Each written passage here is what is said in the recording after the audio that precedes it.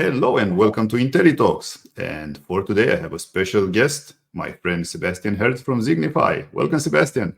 Hey, Marcel. Thank you for having us. Well, yeah, I wish I would have, got you, both of you, when you're saying having us. I'm thinking about you and Julia, but yeah, for everyone that doesn't know, Sebastian is the co-founder of Zignify together with Julia, right? So yeah, Sebastian, please start by telling everyone a little bit about yourself and about Zignify. I spoiled the surprise there with the co-founder, so yeah. Yeah, first of all, I think that's not a secret, but the more attractive one and the better half of myself is Julia, just like you said. And she just came back yesterday from the China or the Asia trip, so she's out. She's working, but I'll do this alone here today. Yeah. Marky, thanks again for having us Zignify in here. Yeah, a pleasure, a pleasure. All right, so what does Zignify do? Let's start with that and tell everyone who doesn't know. I'm sure everyone knows Zignify. They've seen Zignify around the trade shows everywhere and everywhere online, I'm sure. But nevertheless, please tell us a bit about Zignify. Not all of them know us yet, but of course that would be a target. That's why we're here, right? You're gonna help us doing that. Yeah, absolutely. Background about us is, I mean, we are obviously a sourcing company, but at the same time, we're sellers ourselves as well. So about 10 years ago, we started building our first brand, selling on Amazon, selling on Shopify, and in Germany, it was like, especially during Corona times, it was more than 1,000 big box retail stores that sell our first brand. Second brand, we started online, of course, in Amazon, but we're also selling on Shopify. But the main and the big thing that keeps us most busy is, of course, Zignify Global Product Sourcing. And I guess the name is the program. We do find manufacturers all over the world, not only in China. I usually say here, what is it? Hold on here. Global minus Russia minus North Korea, because usually those are the two countries we don't source from at the moment. But yeah, find manufacturers all over the world and find as many as reasonably possible in order to reduce the prices. And that's the target. We've saved now we sourced more than 4,000 products and saved more than $500 million in savings for our clients by now. That's huge. I wish I had those $500 million, believe me. Yeah. For everyone to understand here, and this is something I can totally relate from my Amazon seller experience as well. Whenever you're sourcing and whenever you're actually selling a successful product, think about just reaching out to Sebastian or Julia or their team to find the different supplier. Why? Because at the end of the day, something that I can guarantee is that you can find a better price, same quality, or even better sometimes, for your product, which leads to those savings that Sebastian is talking about. So, from my experience, I was put in this difficulty to find another supplier, and guess what? When I did that, I did find another supplier, and I made a lot of savings. So I got $1 cheaper manufacturing price on the product, which over a 1 year period, that's a huge saving on my side, on the business side, actually. Absolutely. So I encourage everyone to at least give it a shot. Never try, never know. So yeah. I mean, to be honest, you can't ever guarantee that you will find better prices than anything, because anybody who says that, is looking in the glass ball or just knows there's 2 or 3 suppliers where they make a quick check. But the target with this is, I mean, if you haven't scavenged or scouted or scavenged the whole market, then, well, you can guarantee that you find other producers if the product is not so super special. And you can nearly, but of course never really, guarantee that you will find better prices. And it's the same thing. You may have heard the phrase, the real money is made in purchasing, not in sales. Purchasing is where the money is in, because like you say, imagine, I mean, you sold 10, 20, 50,000 units of your product, and all of a sudden you go in, you don't sell a unit more, but you get it for $1 cheaper. And then you have $10,000, $20,000, $50,000 clean more profit without selling a single unit more. And that is massive, especially when it comes to products where you say, hey, I really want to put effort in there. I really have the belief in this product. And once you start selling, I mean, we've saved some clients, admitted they were bigger, but for example, $1.31 million per year, which means in return, before they spent $1.31 million too much over the last years for the same product. And that's That's a lot of additional products you can buy. That's a lot of advertising spot number one you can buy. That's a lot of additional products you could source and anything, or a lot of nice vacations. That depends on your style of vacation, or a lot of presents for your husband or wife, depending on your husband or wife, how expensive the presents have to be. But this is where you can find and optimize a lot of money in your business. Yeah. So that's definitely one take of the business. The other side of it would be whenever you're selling even more, it's wise to look at the second manufacturer, just so you do not rely on just one. I'm a backup engineer, so it's important for everyone to have Would you say you're a backup. backup engineer? I love that. Yes. Yeah. I used to design and architect and design backup solutions for enterprise big companies, and some of them actually from Germany. So Really, that's like part. backup software, IT backups? IT, exactly. Yeah. Nice. So, Okay. Yeah. that taught me about a lot of things being on the safe side and always Yes. having backup. And Yes. from just as a joke, while I was working in the corporation, in the backup side, you can have backup, but it's important for the restore to also work. So that's another factor. So Very true. yeah. Doesn't Yeah. help if your backup is virus infested as well. I've had this on my first web page. Somebody hacked. What was it? It was a WordPress page back then. Somebody hacked it, and I was like, "Oh yeah, I'm having a backup." Yeah, All of the there we backups go. had the hidden code in there already, and that's when I started building Shopify stores, because they are supposed, at least, to have the security built in and hosted by Shopify. That made it a lot easier compared to WordPress. Yep. Yeah, Fallback I totally strategies are agree. always important. By the way, if I may give this one as a hint, if you're working, for example, with a sourcing company or a sourcing agent, and you would not know who the supplier is, hint, hint, that's something we would be doing differently, because we tell out who is the supplier to create a connection. But when you work with a sourcing company or a sourcing agent and you don't know who the supplier is, please always stay very friendly with them. Please always be happy and long-term relationship with them. Why? Because if you decide you don't like their nose, or they don't like your nose anymore, then you may sell 50,000 products at once in a year, but you don't know who the supplier is. They break away, your business is gone. Yep. That's why having a backup sourcing company for the same product, or better even, the direct contact to the supplier and the direct contact to a second backup supplier, super important. There's nothing worse than having a running business and all of a sudden your source is fading away. Yeah, That sucks. I don't want to think about that bad No. scenario, but always be safe. Never know. Yeah. So most of the people, including myself, are sourcing from China. So I can definitely say that that's the easiest way to do it, because But we're here to talk about China and beyond. So Sebastian, what would you consider like to be, from your experience, of course, the other countries to source or consider sourcing from? I mean, don't throw China away. We still do No. a lot of sourcing on China, which is only 40% for us, but 40% for us with a team of more than 60 employees is still quite a bit of sourcing in China. Yeah. One of the first questions I would always ask is like, where do you sell? If you, for example, sell in the US, yes, China, there may be alternatives to China for one specific reason: the anti-dumping tariffs, the so-called Trump tariffs. I mean, there have always been anti-dumping tariffs against Chinese goods for a very, very long time, but since Trump 2018 implemented more and more of them, I think back then it was already a market of $280 billion, I believe, of having import tariffs of at least 25% or on top. And now Trump, well, like a couple of months ago, he said if he's coming back in power, he's going to make on every single product in China that comes from China 10% on top. Whereas, like, holy cow, that means if you order for $100,000 in China, you go to the US and importing it, it would be 10%.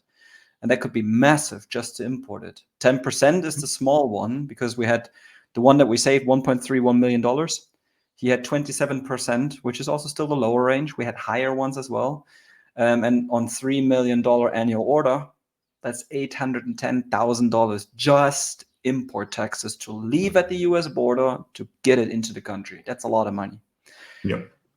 Other countries to look into, especially when it comes to the US or also for Europe, a country that's coming up well is for sure Vietnam.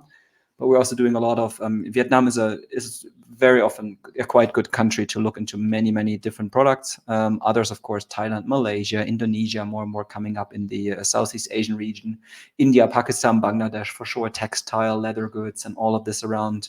For Europe, a lot of Eastern Europe, Southeastern Europe, Romania, Bulgaria, Greece for sure as well. Turkey is another big market, whether inside the EU or the European Economic Region, I think would be the English word.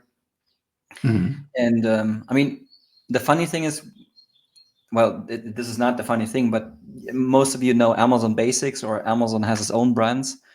And we do quite a bit of sourcing for Amazon's own brands outside of China.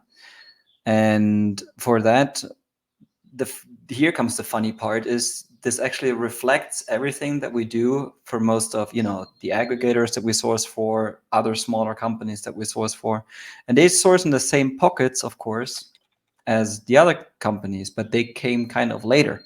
So it would be China, Vietnam, Indonesia, Thailand, this area, India, Pakistan, Bangladesh, Turkey, Eastern Europe, and in the Americas, it's a lot of Mexico sourcing and South America sourcing, and or also US sourcing that we do and that they do.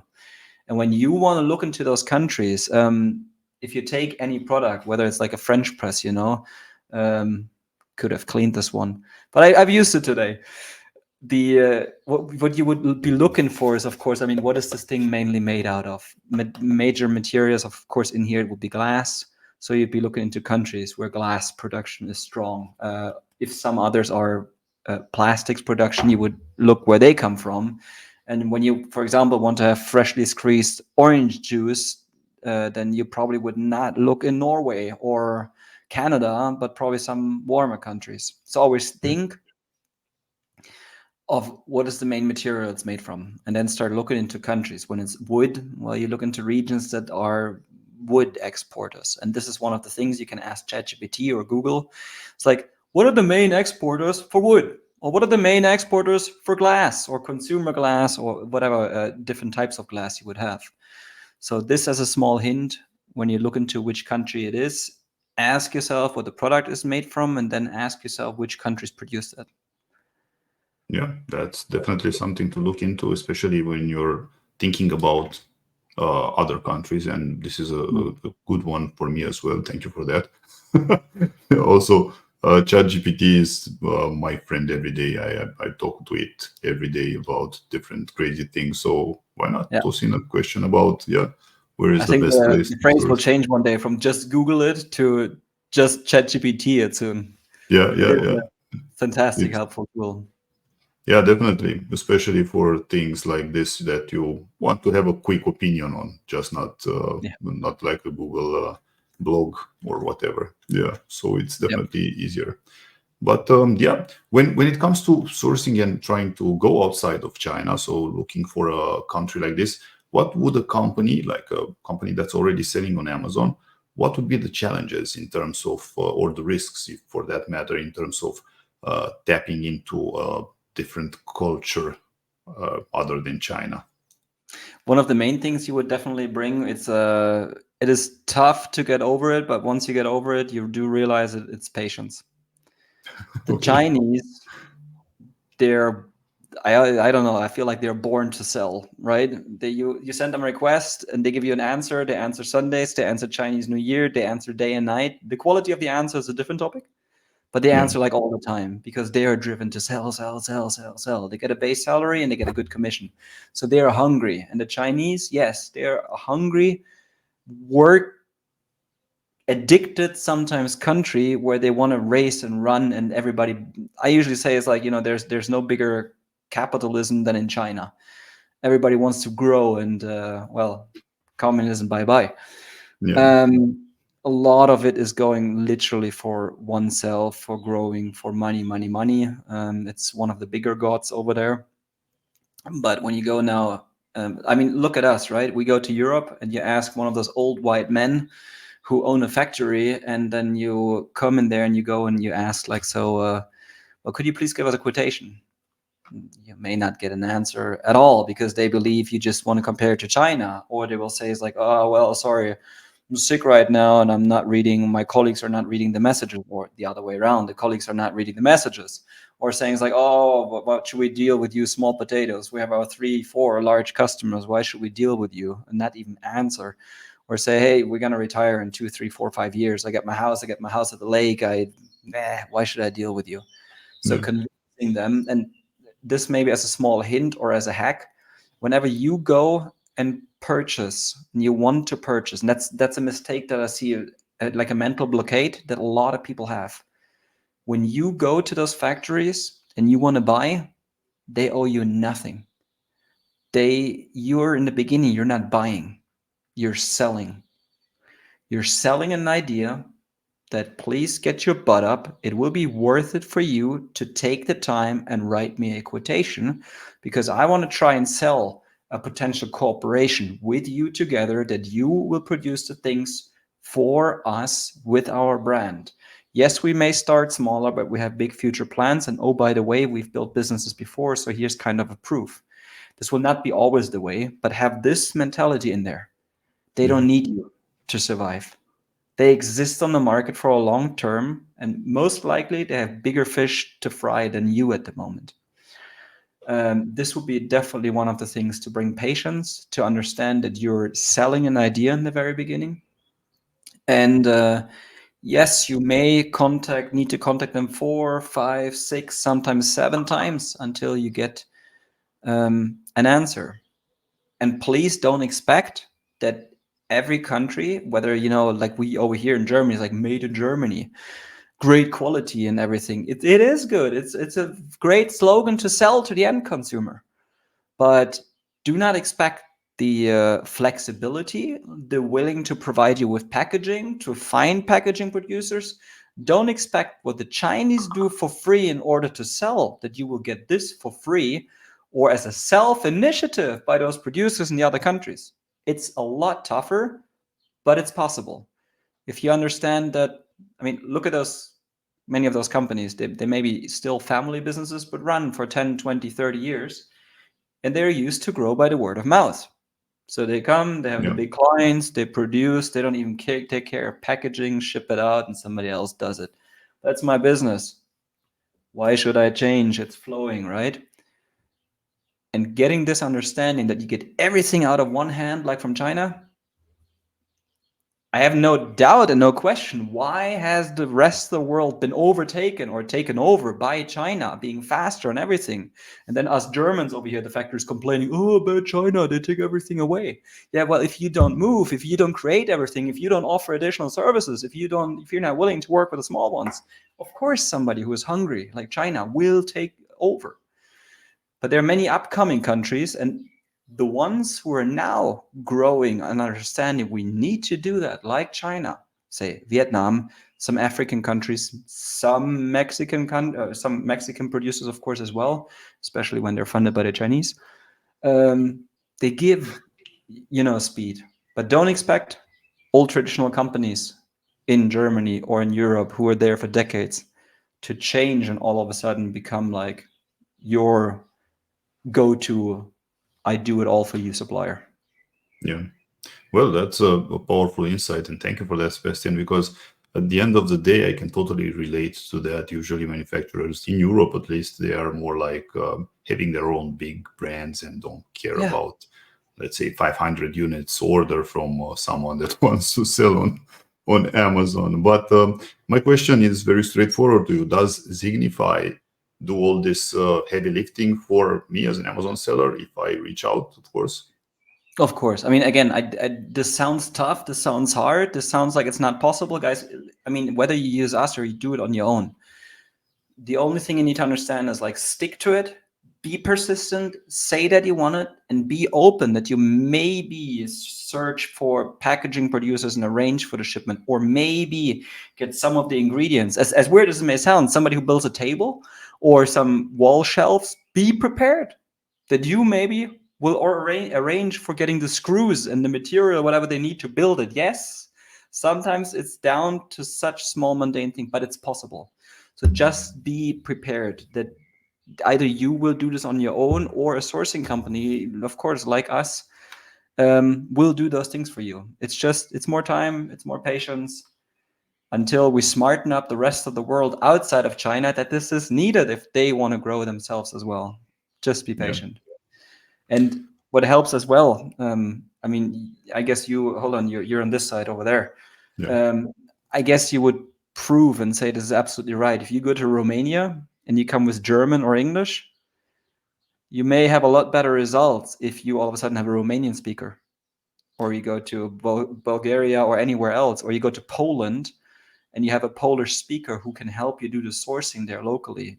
Yes, we do speak 20 plus languages, but I mean, if you're one of the locals, it is true, right? That you get a lot better results. Absolutely. Or answers, first of all.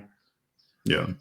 The question I popped up earlier, it was actually for myself, because I was in the days willing to learn everything and do everything myself, because I was under the impression that I can do it better than anyone else. But right now I'm interested in outsourcing, and I truly believe that you have two coins to let's say currencies in this world. You either have time or money. So if you have time, you can do it yourself, you can learn the process, you can or connections. Yeah, there we go, the third one. There we go. But still, with connections, that's something that you need to invest in. It doesn't pop up overnight. That's a consequence. But nevertheless, it's always to look at yourself and see whatever. So the question was for me, because I do not want to learn this process anymore. So I'm always looking for someone to work with. So in this case, I'm interested in finding the right partner for moving forward. To be open, honest, and frank, we have now a few businesses, both products as well as services, as well as event companies. And network companies as well. So we're very, very active in the e-commerce industry. But what I would suggest always is everything that you do, especially in the beginning, try to get through every step on your own. Do it once or twice or maybe 3 times on your own. It doesn't need to be down to perfection, but you need and must see how much effort and work it is to get through, to get through to how much it takes actually before you maybe outsource it. Like, as one example, back to the language things, if you will see, and I mean, you go to a German producer, in the end, it very well paid out that we were persistent for one of our clients. And sometimes, of course, we also send English speakers depending on the availability. And when you go to a German client, to a German producer, and you call them up, and then the German comes in and is like, "Sorry, we don't speak English," click and hang up. And it's like, dude, that was a $500,000 offer. You just hung up because you don't speak English. Get somebody on the phone to answer. And because you don't speak English, get somebody on the phone who does speak English. So we were consistent and went back to him and called in English again, tried to get somebody else, and then got a German speaker in. And that helped because that guy turned out to be the producer. And they just drop, literally, when no connections or money or understanding, whatever you have, they may drop a $500,000 order without knowing about it. There is a few challenges pushed through. And if you want to learn anything, try to push through anything, because then you understand the difficulties and you can estimate very well how much effort will it be to get somebody in there, and whether it's worth it you doing it on your own, or you better focus on sales and marketing and get the operational stuff. Like, for example, obviously, I mean, get somebody who really knows how to rank products, right? And how to get your new products launched and traffic on your Amazon shop. By the way, there's a company called intelliRanks. I know somebody. We have a connection there. Yeah. Thank you for that. Yeah, and also for those of you that are using email to contact the manufacturers, another tip would be to actually use ChatGPT to write those foreign language emails. It's better than using Google Translate. And call. Whatever way you'd want to do this around, as a small hint, email to them. You may not get an answer. Call them directly. Say, "Hey guys, you know what? I want to speak with you about this and that product." And then say, "Yeah, I've already sent you an email," or do the other way around. "Yeah, of course, for sure, I'll send you an email. Not a problem. I write it down. You have prepared it already, of course." ChatGPT can help absolutely as well. Yes. Brilliant. All right, Sebastian, this has been insightful. Is there anything else you'd like to touch base on, or any other thoughts running through your head? Where to find suppliers, for example. I mean, there's tons and tons and tons of suppliers. If you want to look around, I mean, of course, everybody knows Alibaba. Also, quite a few foreigners, non-Chinese, whether from Pakistan, Bangladesh, India, or Vietnam, they have, of course, also listed themselves in Alibaba, even though it did not become like that big of a international, worldwide, global platform. I think our team by now is using like 53, 54, 55, or even more different platforms, because most of the countries have their own platform already. And it could be that, other countries to find, I mean, of course, Alibaba 1688 for the local Chinese versions. Madeinchina.com is still, of course, made in China, but also some of the other countries. Europages to find European producers, global sources, Thomasnet, Yellow Pages, Google. In China, Baidu. In Russia, maybe Yandex. There's so many platforms you can use and research from, and as well, call, talk, ask questions. If one guy cannot do it, I give usually the example here. One of my products is a camera cover, or like a selfie camera cover. And if they make small plastic products, then they can't make large plastics because they maybe don't have the machinery. I usually give the example, if you want to make car bumpers, it's a little bit larger than such a small plastic piece. But what you could do is you go to them, it's like, okay, I understand you can't do it. And many of them, they just come back and answer and say, sorry, can't do that. Yeah, but you know what would be cool? Can you just not go in and give me another hint? Tell me who could do it. And that's, by the way, anybody who asks you, please don't ever tell them I can't do it. Think a step further how to help that person, okay? Guide him the right way. We could have solved so many world's problems, I believe, if people would be proactively, sorry, I have my nose itching. I don't know for what reason. Take the effort, call up that company and say, hey, thank you very much that you took the time for answering. I still have a question. You're deeper into the plastics production than I am, openly and honestly. Can you help me?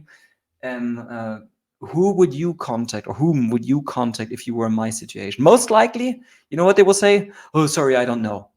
Screw it, go in and keep on there. Say, I understand. Just do me a favor. Let's think a little bit deeper. Would it be what would you call them? Car bumper producers? Or would you look for large size plastic producers? And all of a sudden, it will start in their head to start thinking, what is the solution? And this is how you will find the next answers. You're usually only away one right question from the next step. So you need to know what is the question to ask to get to the next solution. And sometimes, like the Facebook graph, back then it was like 5 or 6 people between you and any other person in the world. I think due to social media, this came down to 3.1 or 3.2.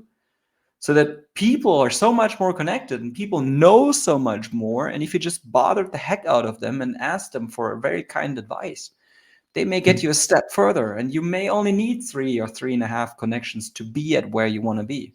So anybody who wants to be connected to Marcel, I mean, obviously you are connected to him, but you know what? Come to me and he's right there. There we go. And vice versa. So yeah, if people didn't know Sebastian or Zignify for that matter, this is a simple way to get in touch, and also a simple way to tap into this connection. Yeah. All right. Absolutely. Brilliant. Sebastian, thank you very much. I think this has been very insightful. I just want to add here, like, for everyone that's interested, your website. So just tap into that. Maybe people want to know a little bit about Zignify. It's zignify.net, so it's not .com, it's .net. That's very important. And for everyone that's watching, Sebastian, do you have something else to say? Yes, I think especially if it's anybody that knows again. If it's anybody, what do people say? I think if the nose itches, then gold is coming, or so. Isn't that a phrase like in Slavic belief or so? Let it come. Maybe it is. We were actually starting to look into gold sourcing for some people, which is a funny topic as well for some special kind of use. Special kind of use? What kind of special, if it's not? Well, you can always use gold, for plating something. You can use gold for, literally producing gold. What's it called? Is it a baron, or gold blocks, jewelry, or There's some, this one I will not say what they want to use it for. No. Quite a profitable business what they have in mind. Insane. There's someone selling for $15 million a day. I was like, holy smokes, that sounds fantastic. Yeah. But if you're a starter, if you're a founder, if you set anything to your mind, Winston Churchill once said, never, never, never give up. And that's what you shouldn't do. If you believe there's something in there that, you know, deep down in your heart, and you have the belief and you have the fire and you want to do something, don't give up. There will be ups and downs. Just keep on fighting. And you have great people around you. There's Marcel, there's Larissa.